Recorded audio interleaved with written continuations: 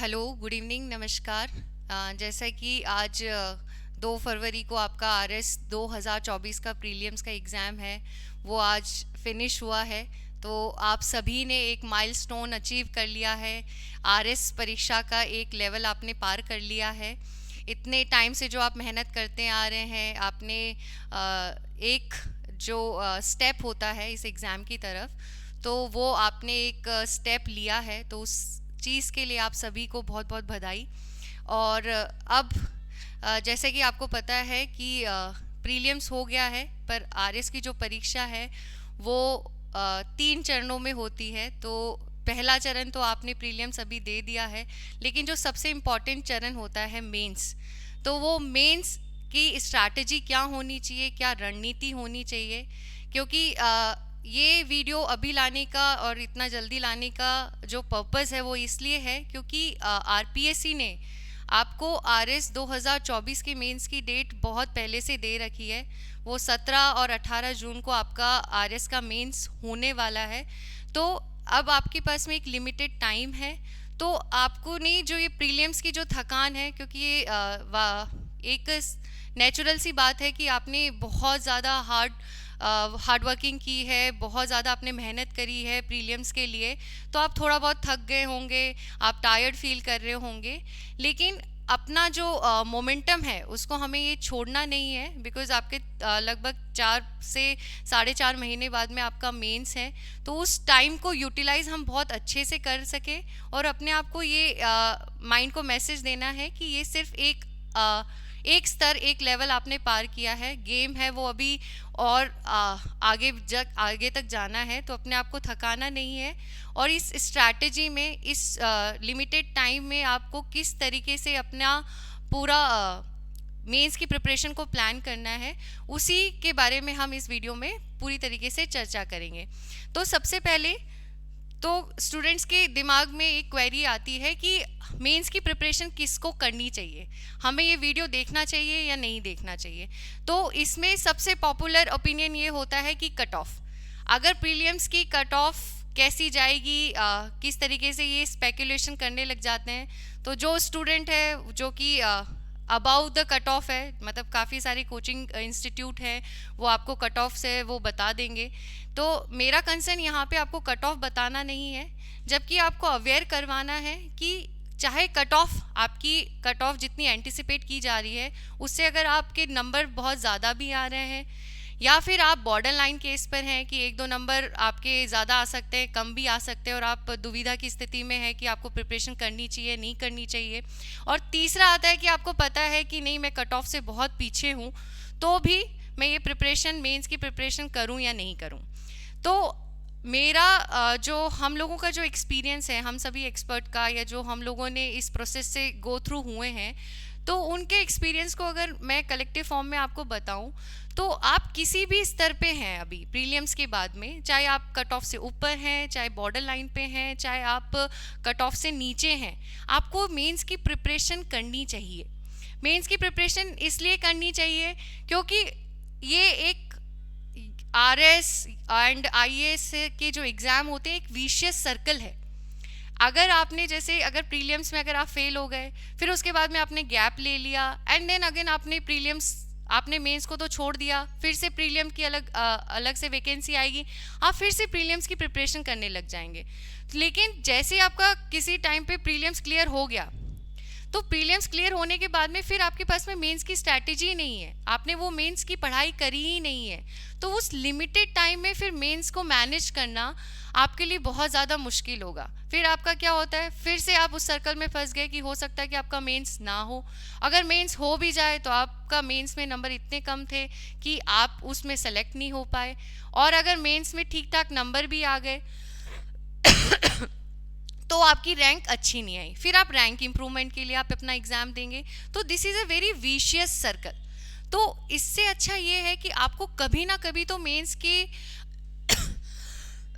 Excuse me, mains की process से गुजरना ही है। तो फिर वो अब क्यों नहीं, चाहे आप मतलब आपकी कट ऑफ क्लियर भी नहीं हो रही है, आपका एग्जाम पेपर है वो उतना अच्छा नहीं गया है, फिर भी इट्स हाईली रिकमेंडेड कि आप ये वाला मेंस है उसको टारगेट करें, उसी मिशन मोड में एग्जाम दें, ताकि आपको पता हो कि हाँ मेरी एक मेंस की प्रिपरेशन हो चुकी है। हाँ, मैं उन लोगों के लिए रेकमेंड नहीं करूँगी कि वो ये वीडियो ना देखें, ना मेंस की प्रिपरेशन करें, जो कि अब आगे से आरएस का एग्ज़ाम अटेम्प्ट करने ही नहीं वाले हैं। अगर आप एग्ज़ाम अटेम्प्ट नहीं कर रहे हैं तो this is not for you, आप इसको छोड़ दीजिए। पर अगर आप आरएस को वापस से अटेम्प्ट करने की सोच रहे हैं तो फिर आपको ये वीडियो देखना चाहिए और अपनी मेंस की स्ट्रैटेजी आपको बनानी चाहिए। और ये वाला जो मेंस है आपका 2024, इसको एक अपॉर्चुनिटी लेके, एक मौका लेके आपको इसकी प्रिपरेशन करनी चाहिए।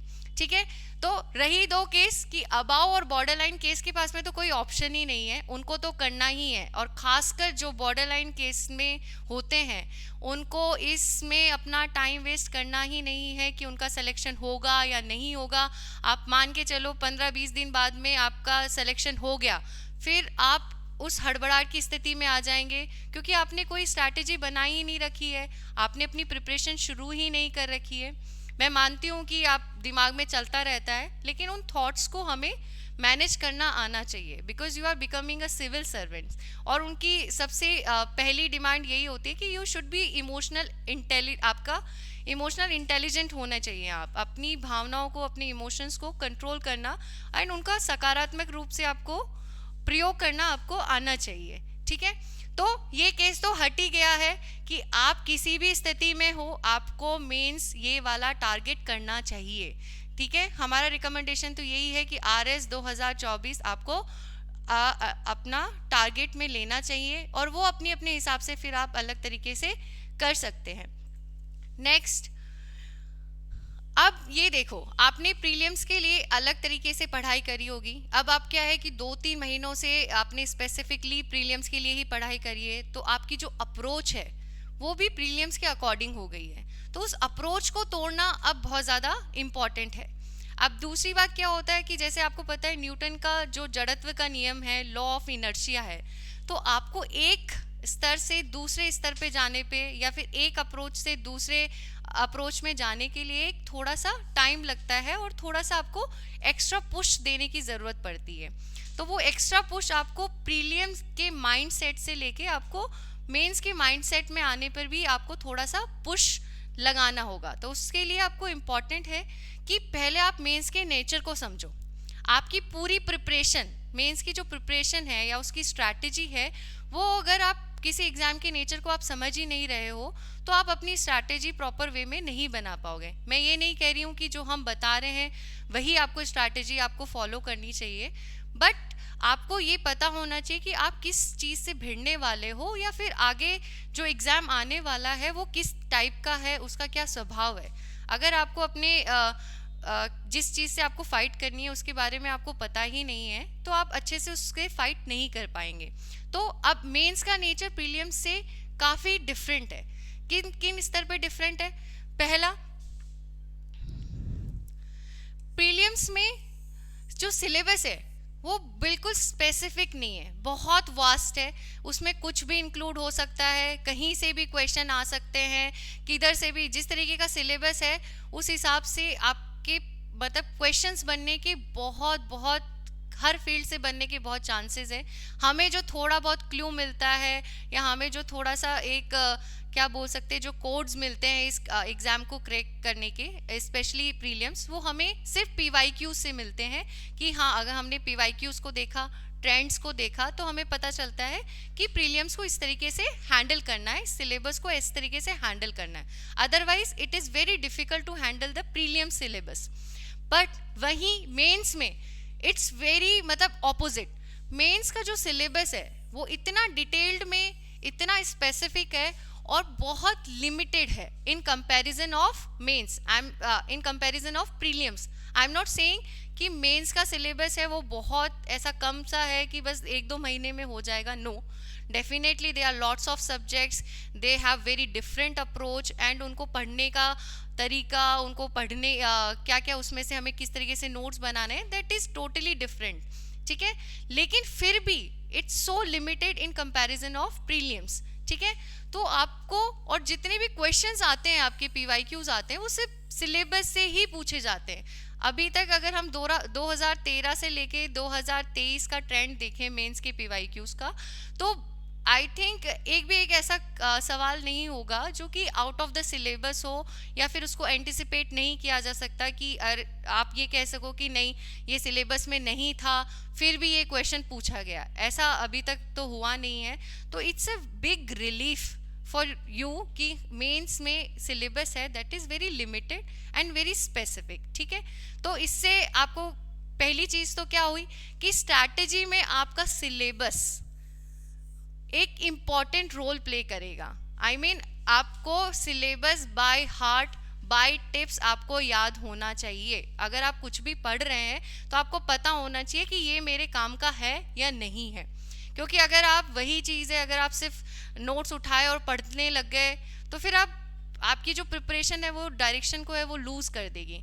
तो यहाँ पे जैसे आपने प्रीलिम्स में तो सिलेबस देखा भी नहीं होगा, ठीक है, क्योंकि सब कुछ ही सिलेबस में है, लेकिन यहाँ मेंस में आपको सिलेबस हर बार देखना होगा, हर पॉइंट पे देखना होगा। तो पहली चीज तो syllabus is something that should be included in your strategy.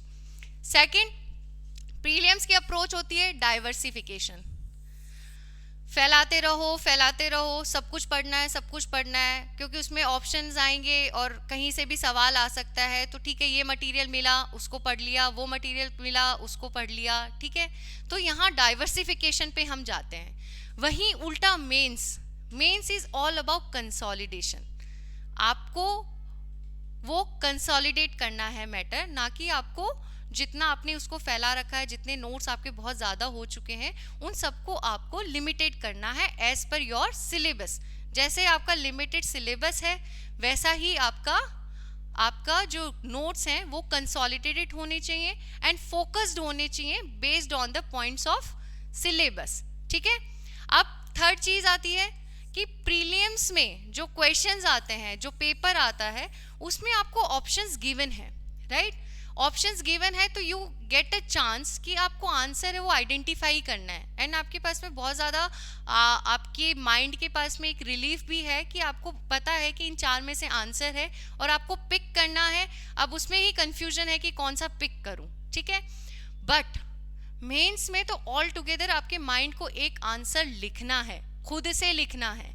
So it's a very different thing, ठीक है। एक माइंड को एक क्वेश्चन, एक आंसर है उसको आइडेंटिफाई करना is a very different approach, and mind को पूरा स्ट्रक्चर वे में आंसर लिखना इज वेरी डिफरेंट।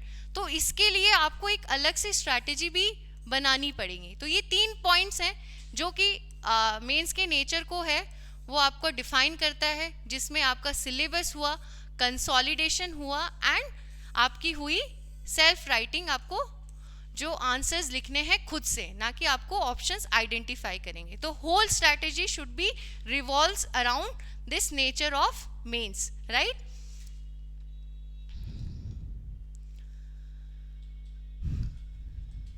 ठीक है, अब है कि चलो हमने बात कर ली कि नेचर मेंस का ये है। वो काफ़ी लोग तो ये भी कह रहे होंगे कि मैम ये हम सबको ये सब पता है, तो अब आखिरकार हमको करना क्या चाहिए, ठीक है। तो आपके पास में क्या है कि ये जो मेंस के नेचर को समझने के लिए आरपीएससी ने आपको 2 क्लूज दिए हुए हैं। वो क्लूज क्या है?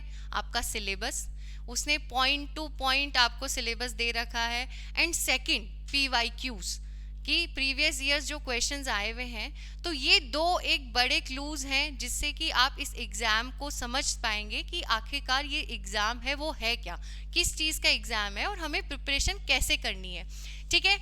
अब इसमें सिलेबस में मैं ये कहूँगी कि जैसे सिलेबस आरपीएससी का जो वेबसाइट पे है, ठीक है, वो डेफिनेटली वो पूरा सिलेबस है, लेकिन उस सिलेबस में क्या है कि कुछ कुछ पॉइंट्स बहुत छोटे छोटे होते हैं। तो वो पॉइंट्स हैं वो हम कई बार जब हमारी प्रिपरेशन एकदम काफ़ी आगे तक चली जाती है और उसके बाद में हम देखते हैं कि वो कुछ पॉइंट्स जो छुपे हुए थे कुछ पैराग्राफ में, क्योंकि वो काफ़ी एक थोड़ा सा क्रम्बल सा एक डॉक्यूमेंट है, क्योंकि उसको 3-4 पेजेस में ही उसको बनाना है। तो कॉमा लगा लगा के काफ़ी सारे पॉइंट्स हैं वो 1-2 लाइन में ही लिखे हुए हैं, ठीक है। तो कई बार ये होता है कि स्टूडेंट्स हैं वो अपनी प्रिपरेशन में आगे बढ़ जाते हैं एंड देन उसके बाद में काफ़ी टाइम बाद में उनको रियलाइज़ होता है कि कुछ टॉपिक्स हैं जो सिलेबस के वो तो उन्होंने प्रिपेयर किए ही नहीं हैं, क्योंकि फिर जैसे थोड़ा बहुत टाइम कम बचता है तो आपके ऊपर रिवीजन का भी बहुत प्रेशर रहता है, टेस्ट सीरीज का पेपर प्रेशर रहता है, आंसर राइटिंग एंड ऑल बहुत सारे प्रेशर रहते हैं। तो फिर आप उन पर्टिकुलर पार्ट ऑफ सिलेबस आप हमेशा उसको फॉरगेट कर देते हो, उसको अवॉइड कर देते हो और बहुत ज़्यादा चांसेस होते हैं कि फिर उस सिलेबस में से आपके उन पॉइंट्स में से वो क्वेश्चंस आएँ और फिर आप वो अटेम्प्ट नहीं कर पाओ। तो आपको एक सिलेबस है वो आपको एक क्लियर और डिस्टिंक्ट मैनर में आपको पता होना चाहिए कि हाँ दिस इज़ द सिलेबस, ये सब पॉइंट्स हैं, ठीक है। दूसरा पीवाईक्यूज़ आपके पास में स्पेशली जैसे अगर पहले से आपके पास में जैसे 2007-8 में जो आपके हिस्ट्री के क्वेश्चन है, राजस्थान हिस्ट्री, इकोनॉमी, आपकी इंडियन हिस्ट्री, वो पहले पूछा जाता था, ठीक है। तो वो आप इंक्लूड कर सकते हैं अपने पीवाईक्यूज़ में। पर जो मेंस का जो आरपीएससी मेंस का जो ट्रेंड चेंज हुआ है वो आपका चेंज हुआ है 2013 से। तो स्पेसिफिकली 2013 से लेके 2023 के जो पीवाईक्यूज़ हैं मेंस वाले वो तो आपको किसी भी तरीके से मिस नहीं करने हैं, ठीक है। तो ये दो चीज़ें आपके पास में होनी ही चाहिए, ठीक है। अब पीवाईक्यूज़ का इम्पोर्टेंट क्या है कि आपको पहले ये तो पता रहता है कि सिलेबस आपको बताता है कि व्हाट टू प्रिपेयर, ठीक है, उसने पॉइंट्स दे दिए। एंड जो पीवाईक्यूज़ है वो आपको बताता है हाउ टू प्रिपेयर, कि उस पॉइंट को भी हमें कैसे प्रिपेयर करना है, क्योंकि वो क्वेश्चन किस तरीके से उस टॉपिक में से फॉर्म होंगे वो आपको पीवाईक्यूज़ बताएंगे। एंड बहुत बार ऐसा केसेस भी हुए हैं कि पीवाईक्यूज़ सीधे सीधे रिपीट भी हुए हैं। लाइक मतलब जैसे कि मैं आपको एग्जांपल देती हूँ। ये आपका ये था व्हाट इज सागरी कस्टम प्रोहिबिशन एक्ट, ये 2018 में भी पूछा गया था। और व्हेन एंड व्हाई सागरी prohibition act was passed in Rajasthan, ये आपके 2016 का जो स्पेशल एग्जाम हुआ था उसमें भी पूछा गया था। ऐसे आप मैनेजमेंट में देखो, प्रोडक्ट लाइफ साइकिल के लिए आपको इसमें 2021 में पूछा गया एंड 2016 में आपसे different stages of product life cycle. ये सिर्फ एक दो एग्जाम्पल हैं, ठीक है। ऐसे बहुत सारे आपके हिस्ट्री में भी, आपके ज्योग्राफी में भी नॉनदलेस कई बार पीवाईक्यूज़ है वो रिपीट भी हो जाते हैं, ठीक है। तो पीवाईक्यूज़ रिपीट हो रहे हैं और दूसरा कि आपको वो टॉपिक कैसे प्रिपेयर करना है, तो पीवाईक्यूज़ की इम्पोर्टेंस है वो बहुत ज़्यादा बढ़ जाती है, ठीक है। तो अब इसमें ये क्या है, कई बार स्टूडेंट्स क्या करते हैं कि ठीक है एक बार सिलेबस ले आए, सिलेबस तो वो देख लेते हैं, सिलेबस भी वो एक जो वेबसाइट से है उन्होंने डाउनलोड किया एंड उसको अपने, कई लोग तो है उसको अपने डेस्क पे रखते ही नहीं है, वो एक बार देखते हैं फिर उसके बाद में उसमें चालू हो जाते हैं पढ़ना और एक अलग ही डायरेक्शन में पहुंच जाते हैं। फिर बाद में ध्यान आता है कि अरे नहीं मुझे फिर से देखना है कि क्या पढ़ना है क्या नहीं पढ़ना है। तो मैंने काफ़ी स्टूडेंट्स को देखा है कि they lose direction so easily in the preparation, ठीक है।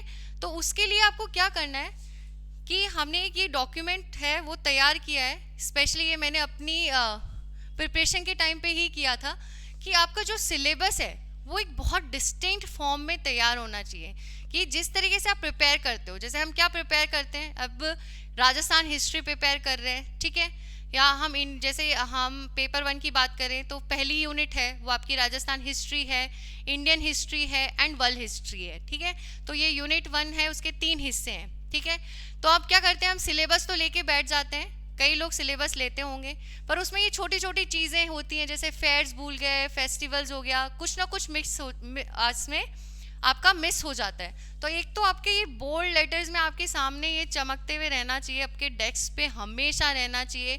Syllabus is something that should be आपको you should remember it by heart, ठीक है। आपके टिप्स पे होना चाहिए कि हाँ ये पूछा जाता है, ठीक है।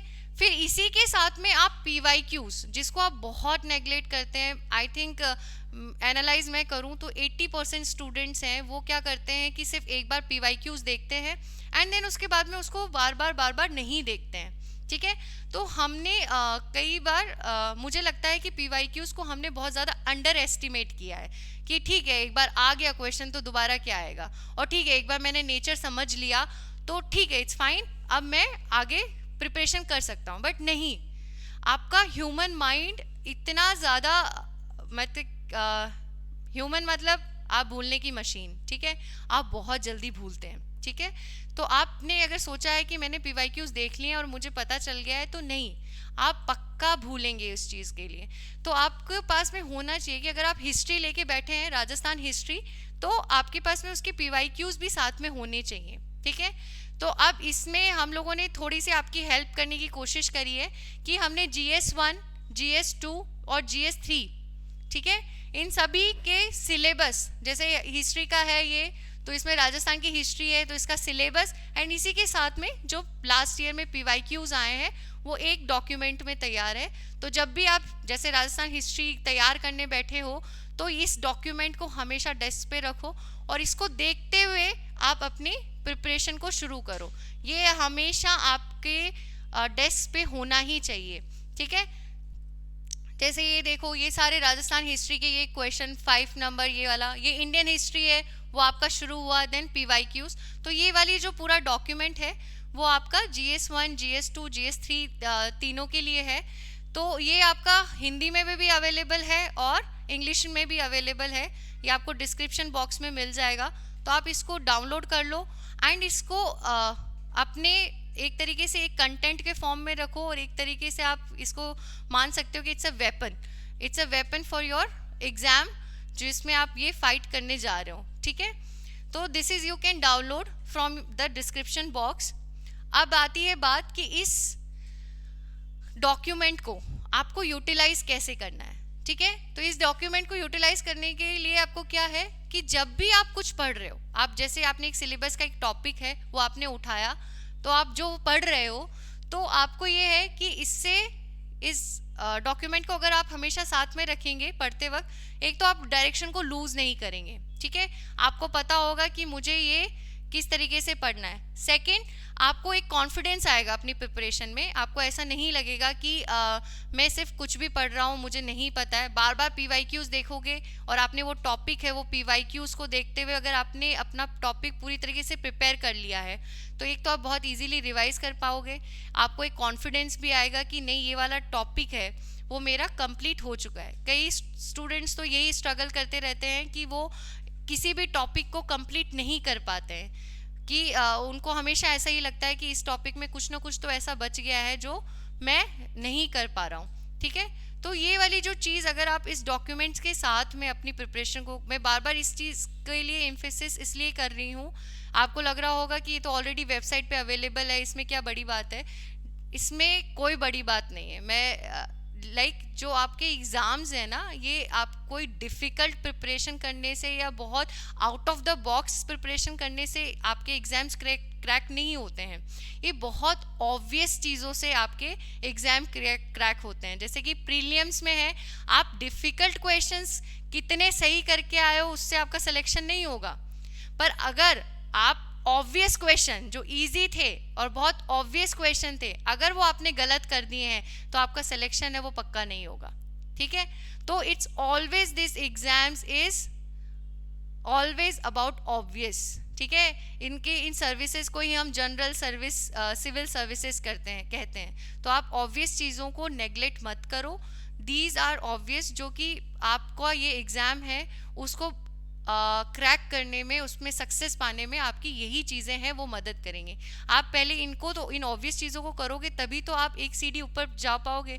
आप पहले ही वहाँ पे छलांग लगाना चाहते हो तो डेफिनेटली यू विल फॉल, ये तो पक्का है, ठीक है। तो आपको ये वाला डॉक्यूमेंट है वो आप डाउनलोड करके अपने पास में रखो, and whatever you are preparing आपको ये डॉक्यूमेंट रेफर करते ही रहना है। और सबसे इम्पॉर्टेंट जो आपका ये डॉक्यूमेंट है जो आपकी हेल्प करेगा, वो हेल्प करेगा in making notes.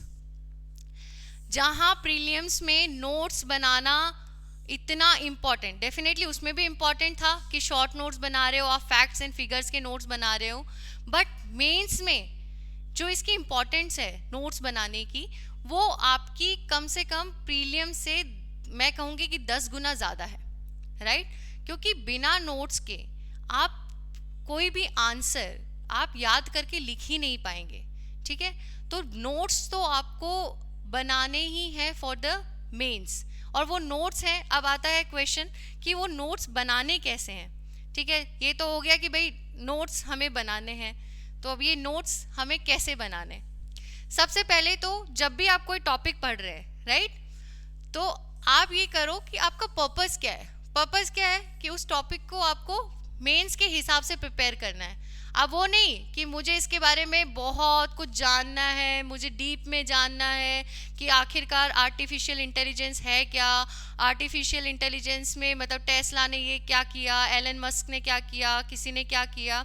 No, this is irrelevant for this exam. तो आपको अपने माइंड को बहुत ज़्यादा डाइवर्ट नहीं करना है, बहुत ज़्यादा एग्जाम से भटकाना नहीं है, ठीक है। आपका पर्पस है कि एक ये पर्टिकुलर स्पेसिफिक एग्जाम है। ऐसा नहीं है कि मतलब हर एग्जाम का नेचर डिफरेंट होता है। इवन अगर आप रीट दे रहे हो तो उसका एग्जाम का नेचर है वो डिफरेंट है, पटवारी का दे रहे हो तो उसका डिफरेंट है, और मेंस का आप आरएस को टारगेट कर रहे हो तो वो डिफरेंट है।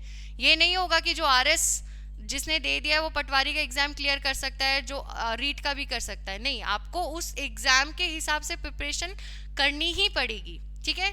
तो आप उसके हिसाब से आप जब तक प्रिपेयर नहीं करेंगे तो आपका वो एग्जाम है वो आप उसको ढंग से आप उसको एक तरीके से जस्टिस नहीं दे पाएंगे, ठीक है। तो आप पर्पस है आपका मेंस के हिसाब से आपको नोट्स बनाने हैं, ठीक है। तो अब मेंस के हिसाब से नोट्स हैं तो वो क्या है, ओनली टू द पॉइंट, क्योंकि हमें पता है कि आपके किस टाइप के क्वेश्चंस आते हैं। 2 मार्क्स के आते हैं, 5 मार्क्स के आते हैं, 10 मार्क्स के आते हैं, ठीक है। और आपको स्पेस भी पता है कि जब आप देखोगे प्रीवियस ईयर्स के क्वेश्चन जो क्वेश्चन पेपर आता है तो उसमें एक आपको पर्टिकुलर स्पेस दिए रखी होती है, ठीक है। उसी में आपको लिखना है, तो आपके पास में लिमिटेड स्पेस है, ठीक है।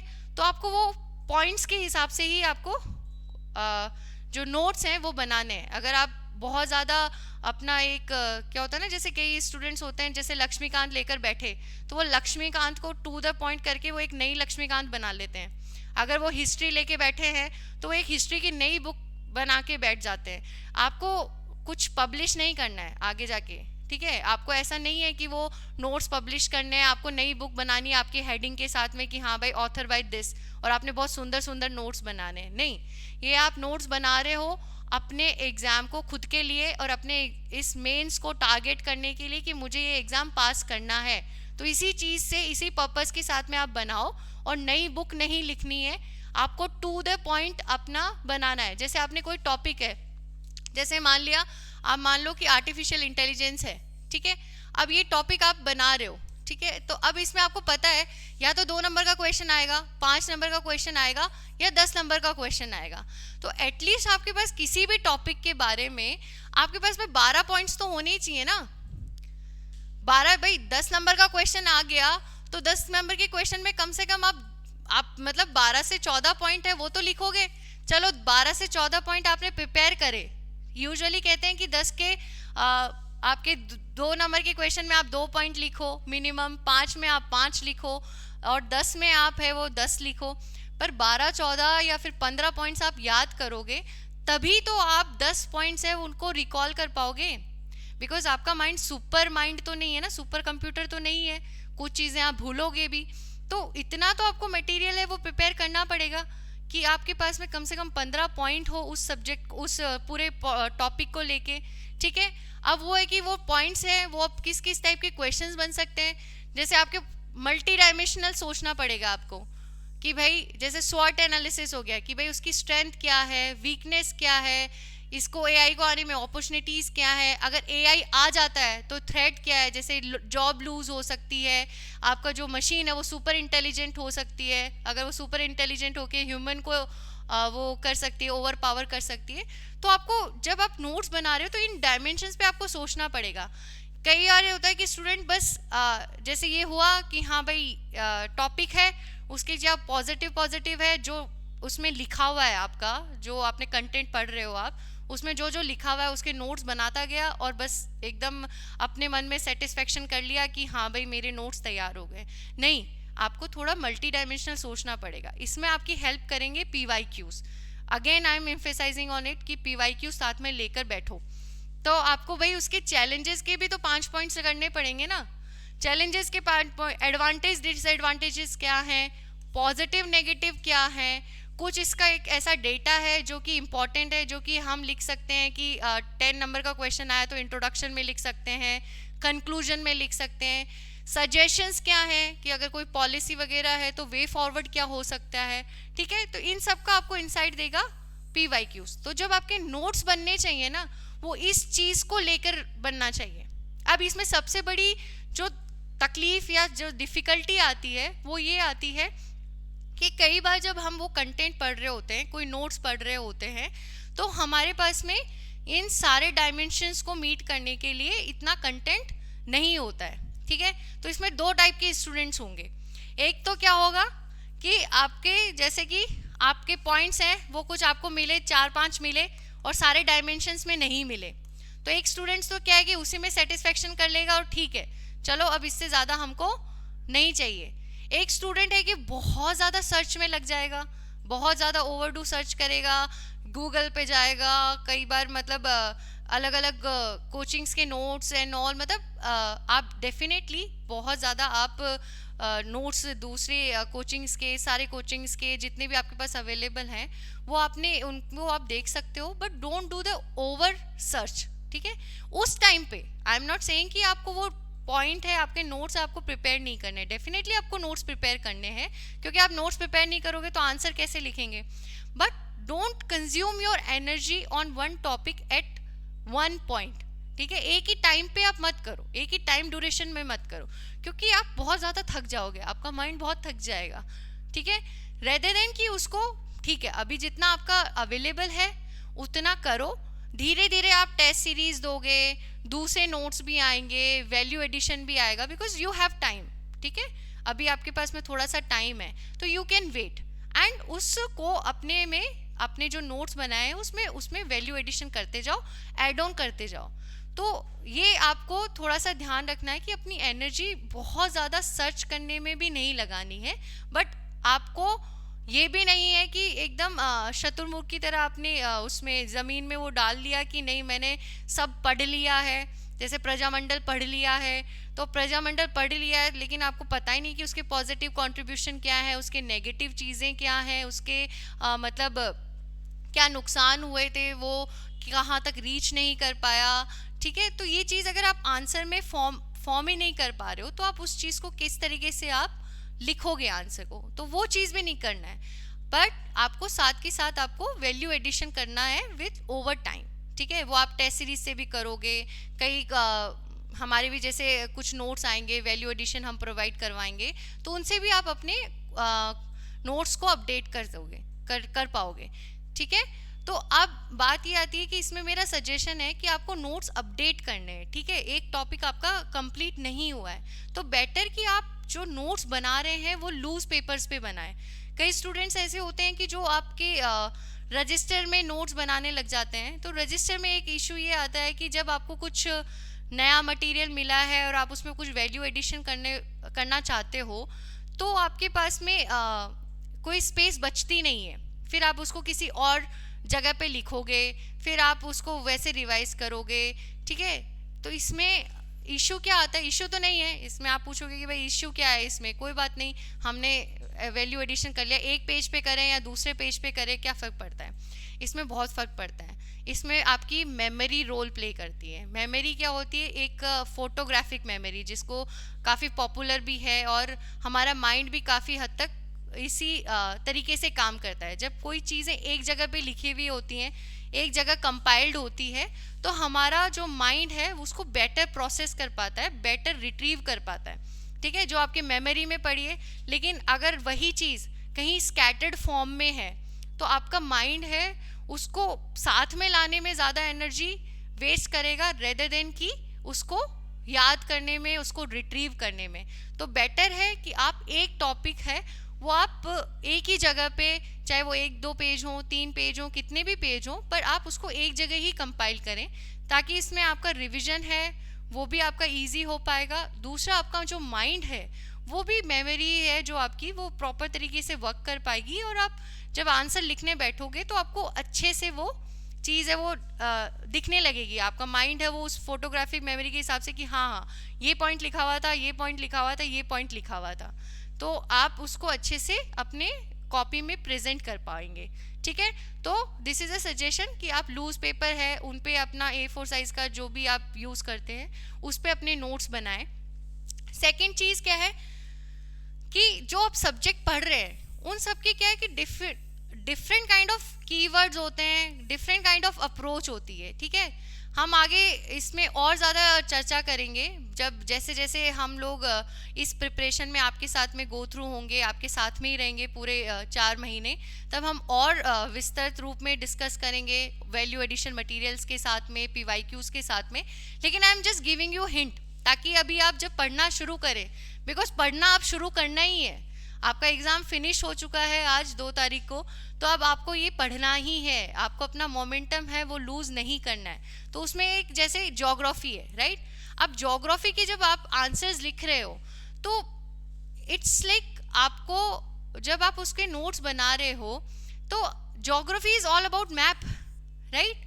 अगर आप क्वेश्चन का आंसर लिखते वक्त अगर उसको मैप में प्रोड्यूस नहीं कर पा रहे हो तो कहीं ना कहीं आपके नोट्स हैं वो इनकम्प्लीट है। तो आप जब किसी सब्जेक्ट में जैसे ज्योग्राफी का कोई टॉपिक पढ़ रहे हैं, राइट? ठीक है, मान लो कि आपने इंडिया का रेनफॉल डिस्ट्रीब्यूशन ही पढ़ा, ठीक है, कि रेनफॉल डिस्ट्रीब्यूशन है वो किस तरीके से है, या फिर पॉपुलेशन डेंसिटी, जनसंख्या का जो घनत्व है वो किस तरीके से है, तो वो क्वेश्चन आ गया। तो आपके जो जो आपका जो मैप्स हैं वो आपके इन हैंड आपके तैयार होने चाहिए। ठीक है, वो आपके बुक में तो दिए हुए हैं लेकिन आपके खुद की प्रैक्टिस होनी चाहिए कि उसको कितना जल्दी आप बना सको और आपको वो चीज़ याद होनी चाहिए। ठीक है, तो जब आप ज्योग्राफी के नोट्स बना रहे हैं तो ध्यान रखें कि इसकी अप्रोच ये है कि आपको मैप से आपको ज़्यादा मार्क्स मिलेंगे। तो आप जो भी टॉपिक पढ़ रहे हो and if there is a map of it, तो इंश्योर करो कि आपके नोट्स में, आपके हैंड रिटन नोट्स में वो मैप है वो बना हो। वो मैप आप बिल्कुल भी अवॉइड मत करो, क्योंकि यही जो छोटी छोटी चीज़ें हैं जो आपको एक्स्ट्रा मार्क्स एग्जाम में दिला पाएगी। अब जैसे हिस्ट्री है, राइट? अब हिस्ट्री में आपने dates, history is all about dates, right? आपको पता है ये वाला युद्ध कब हुआ था, ये कब हुआ था, ठीक है, ये वाला इवेंट।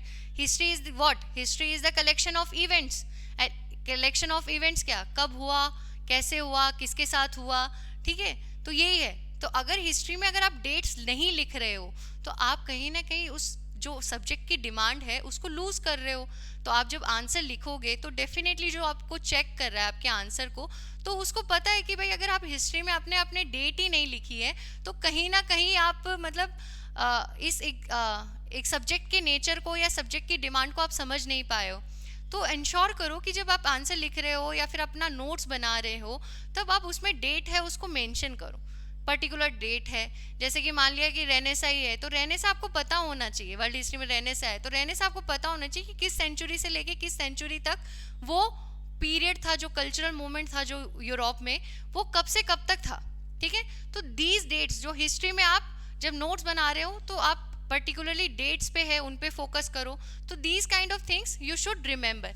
जैसे आपके इसमें इकोनॉमिक्स है, इकोनॉमिक्स में अगर आपका फूड प्रोसेसिंग इंडस्ट्री पूछ लिया तो फूड प्रोसेसिंग इंडस्ट्री आपको पता होना चाहिए किस % से ग्रोथ कर रही है, कितनी उसकी मतलब कितना परसेंटेज है वो आपका एग्रीकल्चर में उसका कंट्रीब्यूशन है, कितना परसेंटेज है वो इंडस्ट्रियल ग्रोथ में कंट्रीब्यूशन है, कितना उसको आगे ग्रो कर सकती है। कोई डेटा आया होगा, कोई रिपोर्ट आई होगी, ठीक है, जिसमें ये है कि भाई इतने टाइम से ग्रो करेगी, इतना एम्प्लॉयमेंट बढ़ सकता है। तो दीज थिंग्स आपको थोड़ा सा नोट्स बनाते वक्त ध्यान में रखनी है, क्योंकि ओवरऑल आपको क्या करना है, आंसर राइटिंग एक आंसर स्ट्रक्चर बनाना है और वो स्ट्रक्चर ऐसा बनाना है कि आपको ज़्यादा से ज़्यादा मार्क्स मिले। और ज़्यादा से ज़्यादा मार्क्स तभी मिलेंगे जब आप उस पर्टिकुलर सब्जेक्ट की डिमांड के हिसाब से, उस पर्टिकुलर क्वेश्चन के डिमांड के हिसाब से आप आंसर लिखोगे। दिस इज़ द ओनली फंडा ऑफ द मेंस। ठीक है, अगर आपको एक्स्ट्रा मार्क्स फेच करने हैं तो आपको सब्जेक्ट को समझना पड़ेगा और अपने नोट्स उसी वे में ही तैयार करने पड़ेंगे जिस वे में वो सब्जेक्ट डिमांड करता है, वो आंसर, वो क्वेश्चन है वो डिमांड करता है, राइट? अब आता है हम इसके बारे में बात ही कर चुके हैं कि one topic at one place only, ठीक है। आप जो वैल्यू एडिशन मटेरियल आएगा उसके लिए आप लूज एक स्पेस छोड़ देना चाहिए, ठीक है। तो this is all about note making, कि आपको ये जो आरपीएससी का जो आरएस का मेंस है उसमें नोट मेकिंग का बहुत ज़्यादा इंपॉर्टेंट रोल है, और ये नोट मेकिंग आपको कर लेनी है, क्योंकि अगर आप नोट मेकिंग नहीं करोगे तो आप क्या क्या चीज़ें लूज कर सकते हो। सी,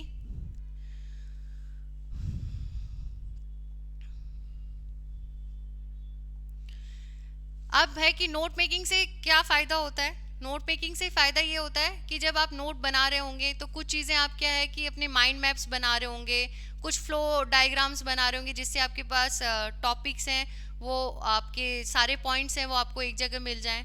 क्योंकि अल्टीमेटली आपका जितना ईजी और जितना अच्छे नोट्स होंगे उतना अच्छा आपका रिवीजन होगा, और जितना अच्छा रिवीजन होगा उतना अच्छा आप एग्जाम के टाइम पे अपना आंसर लिख पाओगे, प्रेजेंट कर पाओगे।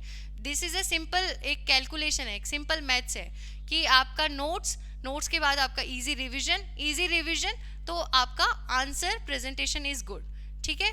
तो आप जब नोट्स बनाओगे, फ्लो डायग्राम्स एंड ऑल है, तो आपके प्रैक्टिस में रहेगा, तो आप एग्जाम में भी प्रोड्यूस कर पाओगे। ऐसा नहीं होता कि हाँ आप उठ के गए एग्जाम में एंड आपके दिमाग में आया कि अरे नहीं, किसी ने कहा था कि फ्लो डायग्राम्स होने चाहिए, फ्लो चार्ट्स होने चाहिए, मैप्स होने चाहिए, डेटा होना चाहिए, वो अचानक से नहीं आ जाएगा, ठीक है। वो आपने प्रैक्टिस करी हुई होगी। तो जो आप आंसर राइटिंग आप टेस्ट सीरीज में कर रहे हो, वो अगर आप नोट मेकिंग में भी कर रहे होते हो ना, तो भी आपका माइंड है वो एक तरीके से आंसर राइटिंग प्रैक्टिस ही कर रहा होता है, ठीक है। दूसरा, आपकी लिखने की कैपेसिटी भी बढ़ती है, क्योंकि this exam is all about writing, ठीक है। आप नोट्स लिखोगे तो आपके पास में नोट्स हैं, तो वो आप जब लिखोगे तो आपके एक दिमाग में स्ट्रक्चर बनेगा कि हाँ मैंने ये लिखा था, तो आपकी मेमोरी में भी वो चीज़ है वो आसानी से जा पाएगी, क्योंकि जितना अपने माइंड को ग्रिल करोगे उतना ही आपके दिमाग में वो चीज़ बैठेगी, ठीक है। और तीसरी चीज़ है कि थोड़ी आपकी हैंड राइटिंग वगैरह है वो भी आपकी इम्प्रूव होगी, स्पीड भी है वो भी आपकी इम्प्रूव होगी, ठीक है। तो इसलिए नोट मेकिंग आपको करनी है। अब आती है बात कि अब हमको इन नेक्स्ट 1 to 2 डेज में आपको क्या करना है इस नोट मेकिंग के लिए। अभी ठीक है, मैं मानती हूँ कि आप बहुत ज़्यादा थके हुए होंगे इस एग्ज़ाम को देने के बाद में, लेकिन इन दो दिन में आपका मोमेंटम है वो आपका ख़राब नहीं हो, तो एटलीस्ट इतनी चीज़ें तो करो कि जितने रिसोर्सेज आप सोच रहे हो कि आपके पास है according to mains, I am not saying कि आज ही जाके परचेज कर लो, सब कुछ कर लो, सारी वो सर्चिंग कर लो, सारे वो नोट्स उठा के ले आओ, नहीं। जितना आपके पास है, जितना आपने प्रीलियम्स हो या जितनी प्रिपरेशन में आपने इकट्ठा किया है, तो आप इस क्लटर को हटाओ, ठीक है।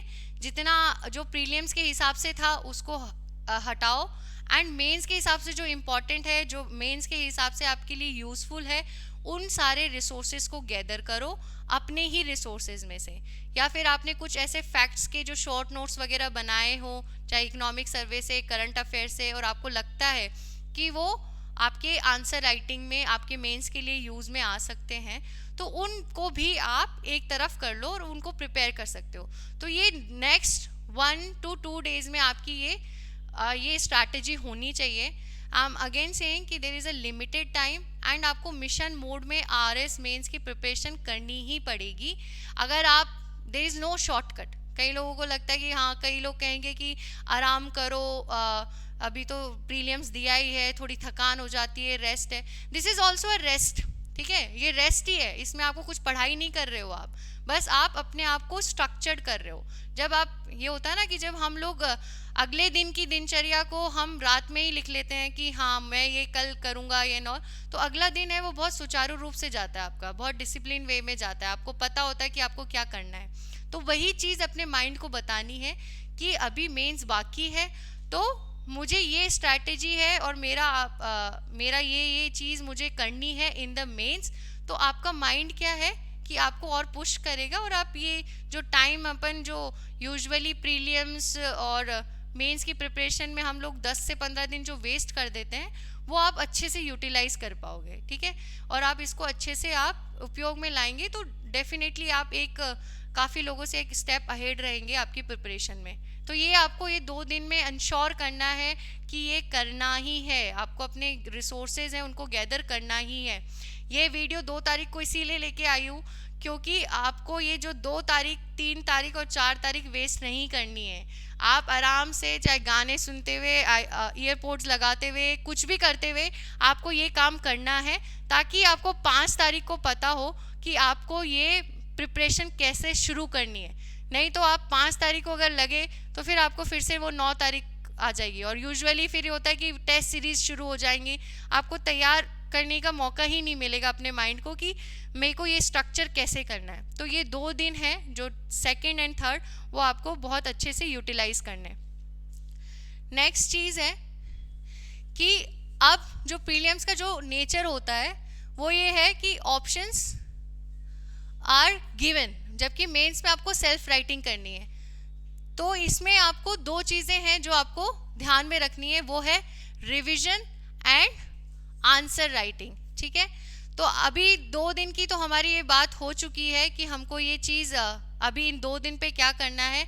जो ये पूरा जो सेगमेंट है आंसर राइटिंग और रिविजन वाला, वो हम नेक्स्ट वीडियो में है, उसमें हम बात करेंगे। अभी आप 2 दिन इस चीज़ के बारे में, ये सिर्फ 2 दिन आपको ये वाली चीज़ करनी है ताकि you don't lose your momentum, और आप जो प्रीलियम्स वाला जो एक लॉ ऑफ इनर्शिया आपके अंदर आएगा मेंस की तरफ मूव करने में, तो ये 2 दिन आपका एक बफर की तरह काम करेगा और आप इजीली मेंस की प्रिपरेशन में या उसको स्ट्रैटेजी में आप अच्छे से कर पाओगे।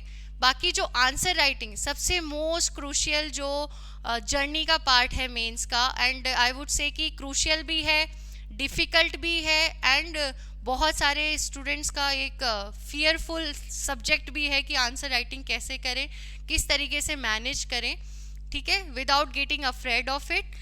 तो वो पूरा वीडियो हम अभी कल लेकर आएंगे। तो आप 2 दिन है ये अपना पूरा इसको गैदर करो रिसोर्सेज को, एंड इस बार है वो स्ट्रैटेजी के साथ में नहीं, आंसर राइटिंग है वो पूरे एक्शन प्लान के साथ में आएंगे कि इस जर्नी में हम किस तरीके से कंट्रीब्यूट कर सकते हैं आपकी जर्नी में, और इस जर्नी में हम आपके साथ हैं। एंड कोशिश करेंगे कि जैसे प्रीलियम्स में है वो जितना कंट्रीब्यूशन है, जितना हम एक्सपेक्ट कर पा रहे थे उतना नहीं हुआ, बट मेंस में इतना हेड स्टार्ट लेने का पर्पज़ यही था कि इस 2 फरवरी से लेके 17 जून तक हम आपके साथ में हैं, एंड इस में जितनी कंट्रीब्यूशन शून्य स्टडी सेंटर आपके लिए कर सकता है हम उस तरीके से करेंगे, इन द फॉर्म ऑफ चाहे टेस्ट सीरीज़ हो, चाहे आंसर राइटिंग प्रैक्टिस हो, चाहे वैल्यू एडिशन मटेरियल हो, चाहे नोट्स हो, या किसी भी तरीके की जो भी सहायता आपको चाहिए, उसमें हम हर तरीके से आपका साथ निभाएंगे।